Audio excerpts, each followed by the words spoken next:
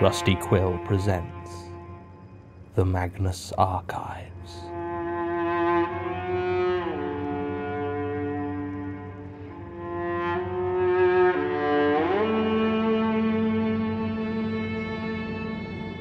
Episode 24. Strange Music.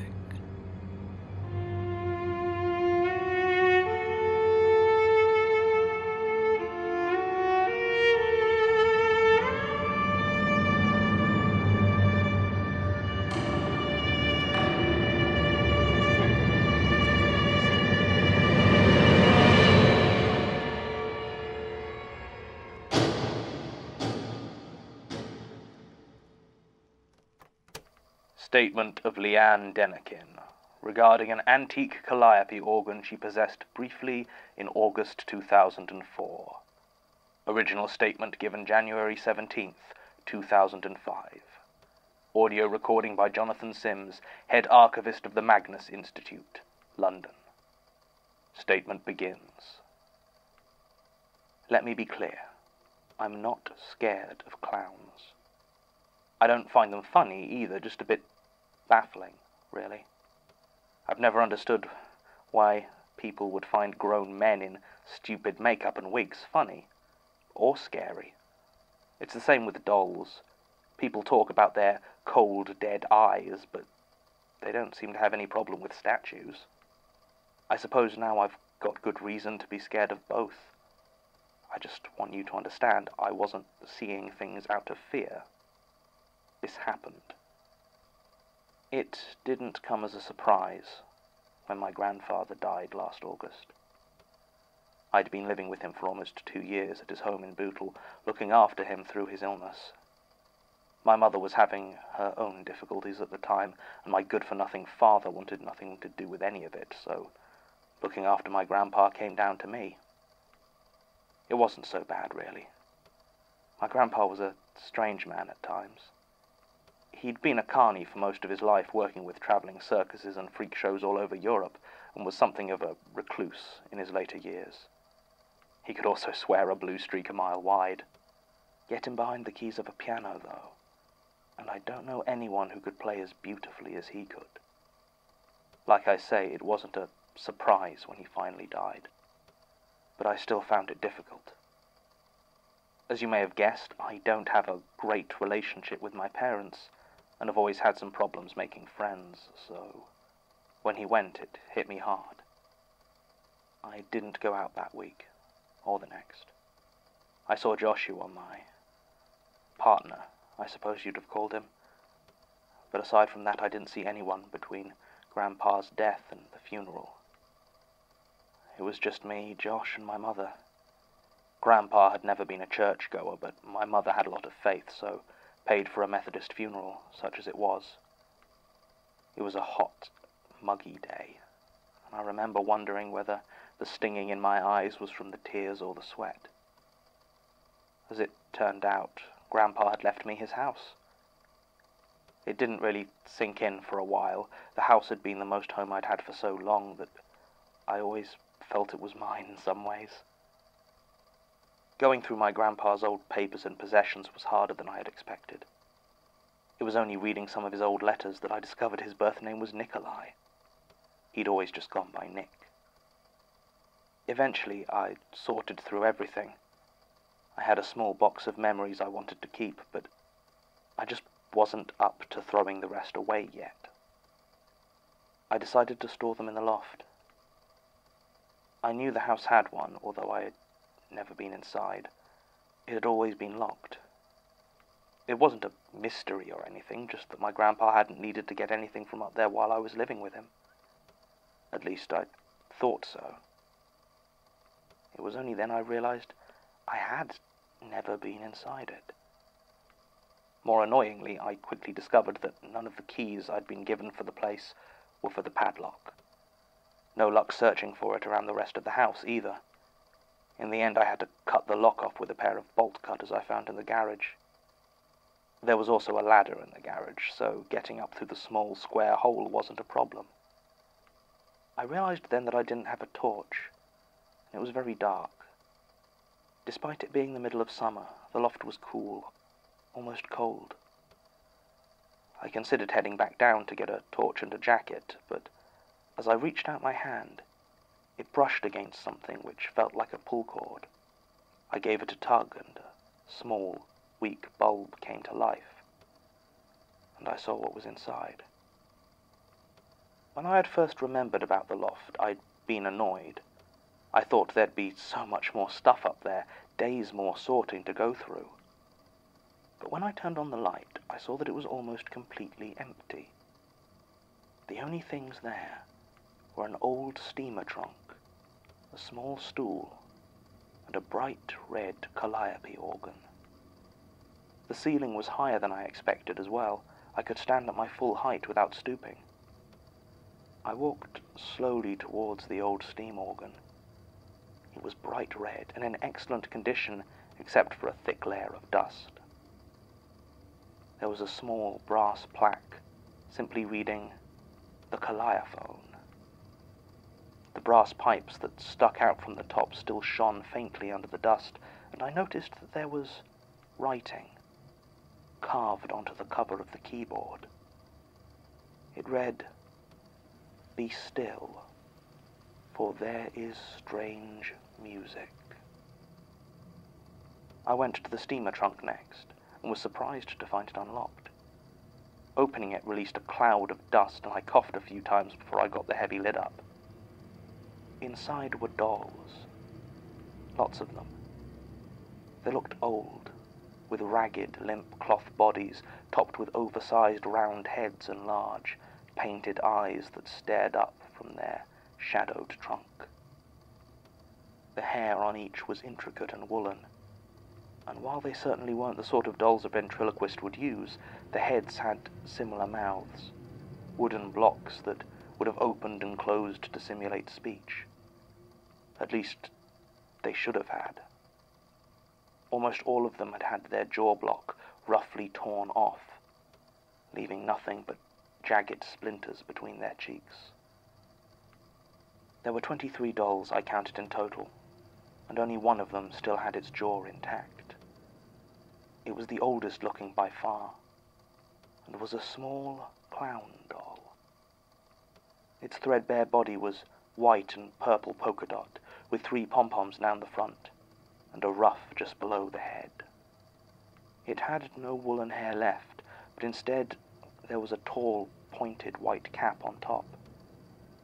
Its face was painted a pure white, and its eyes were shut, with black lines drawn across them. The only color was a splash of red across the hinged jaw. A smile. Like I said, I'm not scared of clowns and I'm not scared of dolls. The thing was ugly, though. I was kind of relieved, actually, to have found some of my grandpa's old things that I would have no problem throwing away. Or maybe selling. They were definitely antiques, so they might have been worth something. In any case, I put the nasty-looking clown doll back in the box and closed the lid.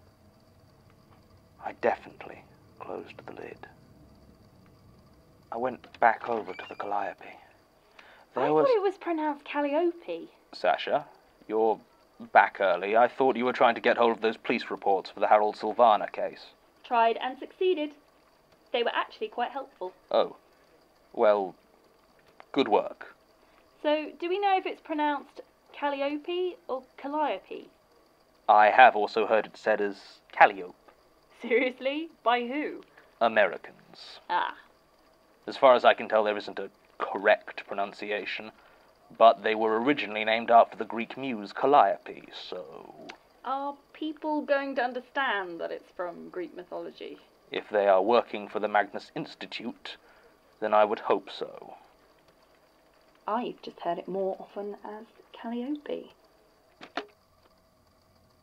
Statement resumes. I went back over to the calliope. There was no lock on the lid, or any switch that I could see on the outside. I opened it, and the keys inside shone as though they had just been polished. Now, at the time, I didn't know how a calliope worked. I just thought it was like a weird pipe piano. I didn't know that there needed to be a blower working for the thing to play, and even if I had, I wouldn't have known where to find one or how to use it. By rights, when I sat in front of it and pressed the first key down, nothing should have happened. The 4 tall rows of brass whistles should have remained silent. Instead, there came a loud, howling tone from one of the pipes, and I almost fell off my seat in surprise. I remember once hearing that the sound of a steam organ could be heard from over a mile away, and when that shrill whistle sounded, I could believe it. I started to play a tune. My grandpa had had a piano once. It had broken years before, and he'd never had the money to replace it, but he had taught me the basics. There was one tune that, when I was a child, I always insisted he play to me. He never told me its name, if it even had one. I always used to just call it Faster, Faster, by way of a description. A cheery, upbeat circus melody that started out almost unbearably slow and gathered in tempo, getting faster and faster until my grandpa's fingers were a blur. He always indulged me when I asked him to play it, and now I played it for him. The wailing whistles were almost deafening in that cramped space. I knew I'd probably be hearing from the neighbors about it, but I didn't care. I just played. The tune got faster, more frantic, and I felt something building inside me. It was like final closure for the loss of my grandpa was just out of reach, and if I got faster, if I played with enough speed, I could catch it. But my finger slipped, and the music abruptly became a discordant cacophony. I was never as good as Grandpa Nick. I sat there in silence for a minute. When I turned to leave, though, I saw that the old steamer trunk was open, and the clown doll lay on top of the pile, even though its painted eyes were still shut. It felt like it was looking at me. Its smile seemed slightly wider than before. I shut the trunk and climbed down the ladder. I didn't really think about the weird things in the loft over the next week or so. I had too much else to do. It was only when Josh was next round and asked me why the small hole into the attic was open that I remembered. I told him I had something cool to show him and got the ladder out. He was suitably impressed by the calliope, but freaked out a bit over the dolls. I didn't realize he was scared of them. He made me shut the steamer trunk almost as soon as he saw them, and kept looking over to make sure it was closed. I decided not to tell him about the first time it had popped open. He asked if I could play anything on the ancient steam organ, and so I sat down and began to play my grandpa's old circus tune. Again, I began to pick up speed, to play faster and faster as the whistles began to shriek. I felt a hand touch mine firmly, abruptly stopping the music. Josh stood there, shaking slightly, his face deathly pale. On impulse, I looked over to the chest of dolls, but the lid was firmly shut. I asked him what was wrong, and he said he didn't know, he just wanted to leave. Now. So we did. Climbed back down out of the loft, and I lowered the wooden trapdoor behind us. The next few weeks were unpleasant. I don't want to go into detail. Let's just say I discovered that Josh was just another asshole after all. Our relationship was already going through a rocky patch. It didn't help that in those last weeks he became moody, short-tempered, constantly on edge. When I finally found out that he had... it doesn't matter. We broke up. It left me pretty much destroyed, coming so soon after my grandpa's death. I just tuned everything out again. Eventually it was tripping over a box that did it. One of the ones I'd put all my grandpa's stuff into and never actually got round to putting in the loft. I decided to just get it over with. I guess I hoped a tidier house would give me more space to think. So for the third time I got out that ladder and climbed into the loft. It didn't take as long to store all the boxes as I'd thought, and within an hour I was done. I had been so intent on packing away all my memories that I hadn't even looked at the old steamer trunk. As I went to climb down, I glanced over, and I froze. The lid was open again, and the clown doll was on top. It wasn't looking at me this time. Instead, it seemed to be facing a doll I hadn't seen before. This one still had its jaw as well, and I swear, it looked just like Josh. Same tatty brown jacket, same old jeans. Its black woolen hair even did that flicky thing he always spent so long getting right. It was lying against the side of the box, and I swear, it looked like the clown was reaching for it. I slammed the box lid down and got the hell out of there. I bought a padlock the next day. Now, I've brought a copy of the police report I gave, because you have to believe me that I did not play that calliope again. I had nothing to do with what happened to Josh. I came home from the cinema about a week later to find that my house had been broken into. Here, it's all in the report on the burglary I gave to the police. The front door lock was shattered and it swung gently to and fro. At first I ran into my living room, my bedroom, but nothing had been taken. The electronics, my jewelry, it was untouched.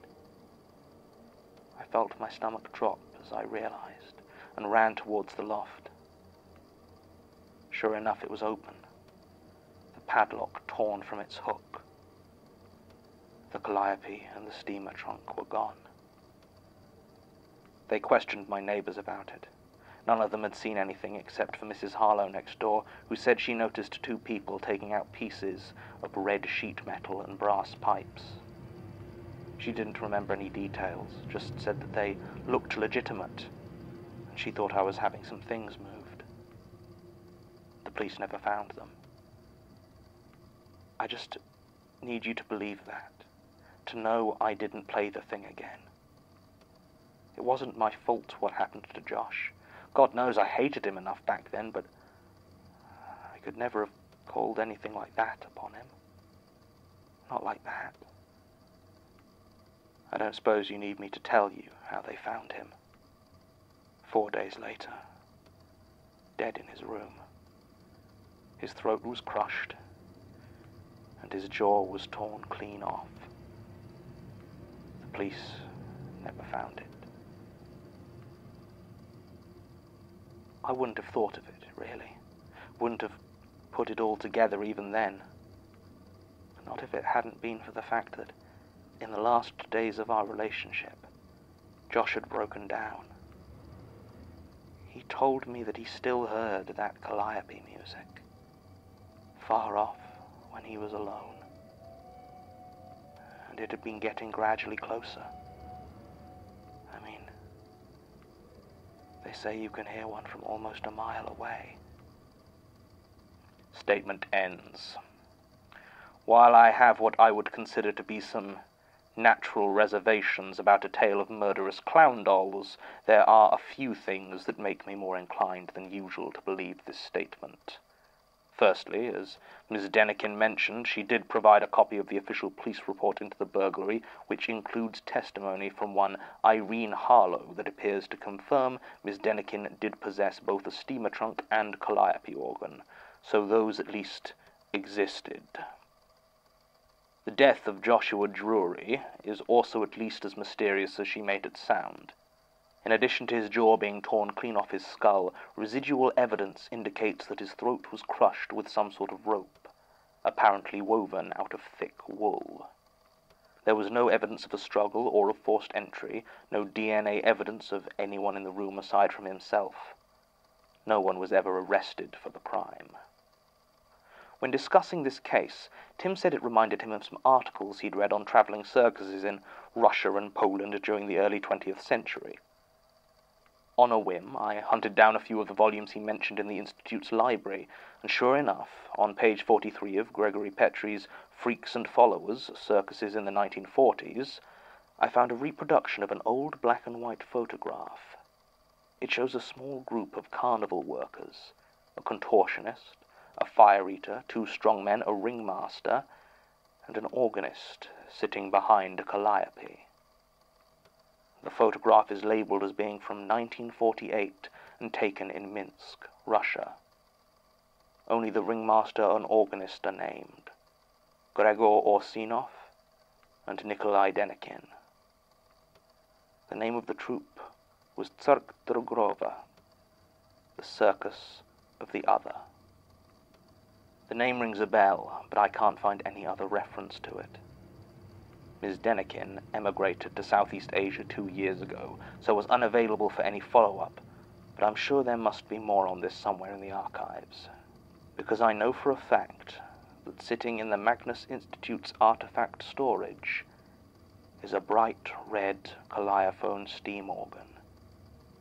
When I asked Elias, he just told me that the record of its acquisition was probably in the archives somewhere, and no one else knows anything beyond the fact that it was acquired somewhere in 2007.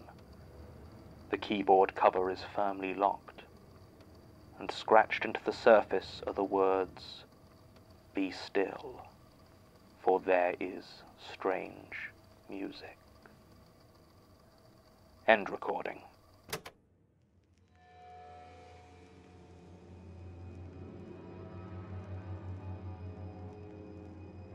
The Magnus Archives is a podcast distributed by rustyquill.com and licensed under a Creative Commons Attribution Non-Commercial Share-alike International License. Today's episode was written and performed by Jonathan Sims. It was produced by Alexander J. Newall, Mike LeBeau, and Murray Porter, and directed by Alexander J. Newall. To comment on episodes, make donations and view links, images, videos, and show notes, visit rustyquill.com. Rate and review us on iTunes, visit us on Facebook, tweet us on Twitter @TheRustyQuill, or email us at mail@rustyquill.com. Thanks for listening.